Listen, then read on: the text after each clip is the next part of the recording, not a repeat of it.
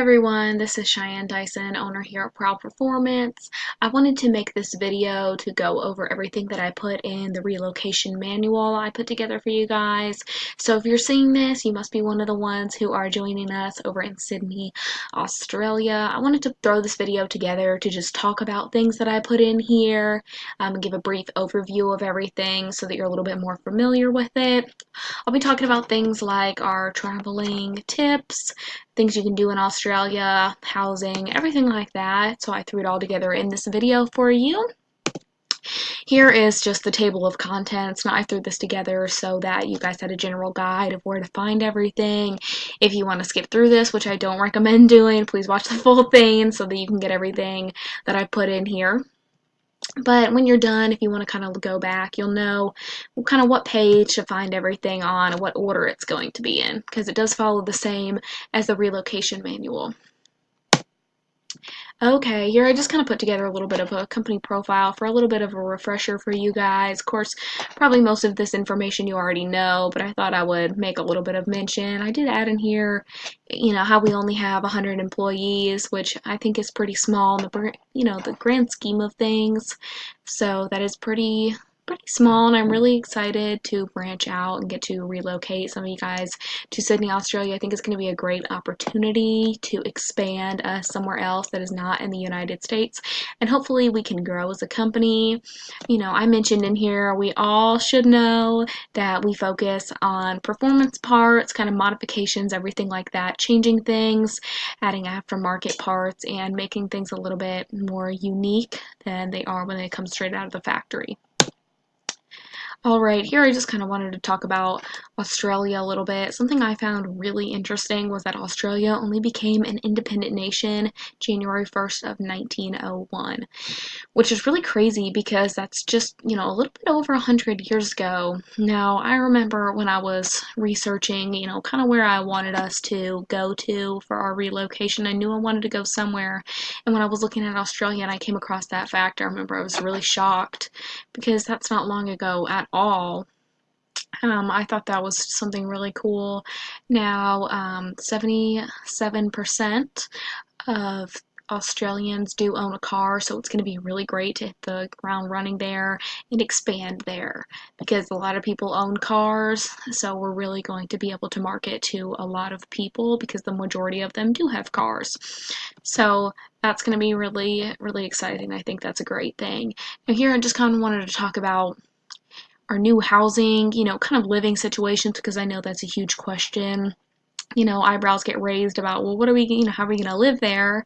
Now, for the housing, everyone obviously is going to be living in Sydney. I ask that nobody lives outside of Sydney. If you want to live anywhere else, like on the outskirts, please run it by me first so that I can approve it. I just want everyone to kind of be, as tightly knit, at least for the first year as possible, so that we can all get familiar and kind of be together during that time. Now, I'll go over a little bit more what's going to be going on with travel expenses and things like that, but your housing, you are going to be required to put forth your own costs for housing. For the first little while, we are going to be paying for your hotel, but after a while, we are going to ask that you do, branch out, and it's totally fine if some of you guys want to go live together in apartments here. It's no big deal. Just, we do ask that you do that. Okay. And then I wanted to go over a little bit more about relocating. Like I was saying before, the hotels and everything are going to be negotiated. We are going to pay for them for the first little while. We haven't come up with an exact time frame yet, and that's why it's not listed in here. When I say based on situation in here, what I mean is after that time period. For the first little while, though, we will pay for you to have somewhere to stay, because we don't want to just ship us to Australia unless, not have any idea where we're going to be, okay? Things like flights and travel stuff, like getting a cab, anything like that, we're also going to cover the expenses of that. You are not asked to do that. Um, we will ship some of your personal items. I just ask that, not just ask, I'm telling you, we're not going to be taking anything big. So we're not going to be shipping your bed or taking your couch or anything huge from your home. We will ship, though, some small items.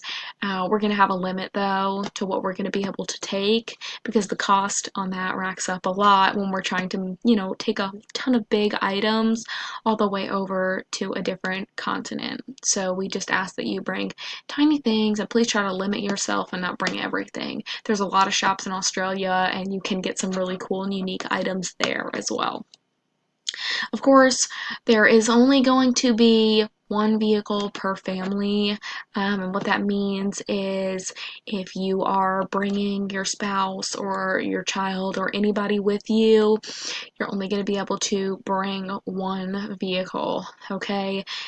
We're only going to pay for one vehicle to come. So if you want to take another vehicle, that's fine, but it's not going to be covered under the company, okay?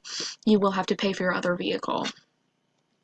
All right. Oh, and then I put in here that we need to make sure that your car's up to Australian standards and regulations. We'll take care of all of that, and we're going to get our people to inspect it for you, so that will be covered by us as well. I put in some travel tips because I just want to, I don't want you guys to go in blind to traveling. I don't know if some of you guys have maybe never traveled at all or hasn't been for a while, but I know for me, I did not travel for the first time until I believe I was 18, so it was kind of confusing and overwhelming for me, so I just thought I would put this together. Huge thing, and this is why I listed it first. Don't carry cash, you guys. You can carry a few dollars maybe if you want to get something at like one of the vending machines there in the airport, something like that. But I recommend that you just have your cards with you because cards, if lost or stolen, you can cancel them. Cash, you can't cancel that. Once it's gone, and your money is not yours anymore. Another thing is try to get familiar with everything beforehand if you can. Try to memorize what gates we're going to be meeting at, everything like that. We're going to try to keep this transition as smooth as possible. We're going to have everything planned out.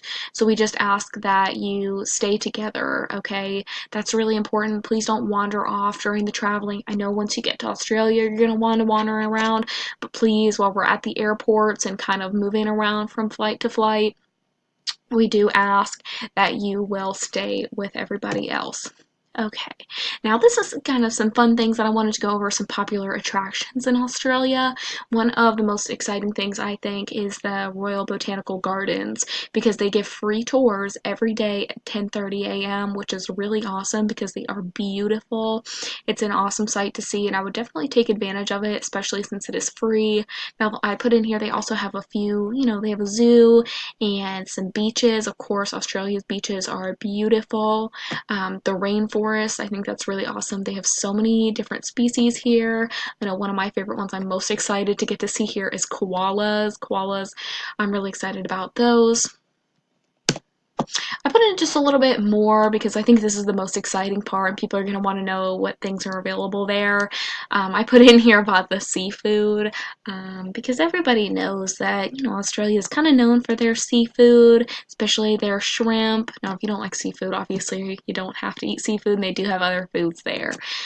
There's things like wine touring. You guys can also do, of course, water activities, diving with the seals, you can go scuba diving, anything like that.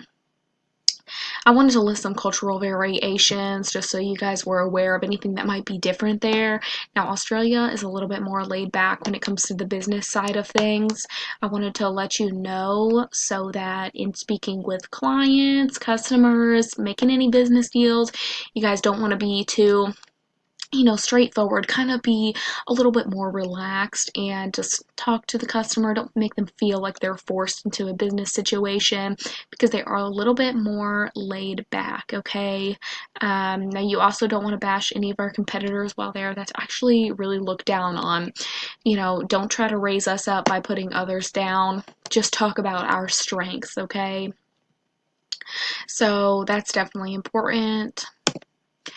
Just a few more cultural variations that are there. Of course, everybody, maybe you don't know, you do drive on the opposite side there, so that might take some getting used to. I recommend taking a short drive or two when you first get there, just to kind of navigate around, because it's just to the opposite side of the road, but it can get confusing once you actually start doing it. Um, Another important thing, Australia, it's not common for places to have free Wi-Fi. I know here in the US, you can go to places like Starbucks and take your laptop and just work on schoolwork or anything for work, any projects. It's not very common there, so just kind of keep that in mind when you have things to be working on, that it's not going to be as accessible, okay? Australia is a little bit more expensive than the US as well, so the exchange rate, their dollar is worth more than ours is. So just keep that in mind. Things are going to cost a little bit more there, so for budgeting reasons. Now, just a few things about safety. I want to let you guys know you're going to be running into a lot of unfamiliar people, people who are probably tourists themselves as well as the locals, so just be a bit weary. Don't trust everyone immediately, okay? Take some time to get to know people. Of course, stay together, things like that. Now, Australia's, a lot of people know Australia for being the place that all of the British people who were in jail were sent to. And that was so long ago, you guys. I put in here that they have that history of violence and crime just to kind of grab your attention and make you be a little bit more focused on your safety. But it's nothing to worry about. It has decreased and it's a lot different now. But that was everything that I wanted to go over with you guys. If you have any questions, feel free to contact me, of course. Everything in that manual is what it is, okay? If you have any more detailed questions, though, about things, I will certainly answer them. But that is everything that I wanted to go over with you guys today, okay? And I am so excited for this relocation to Sydney, Australia. I think it's going to be a great time for everyone.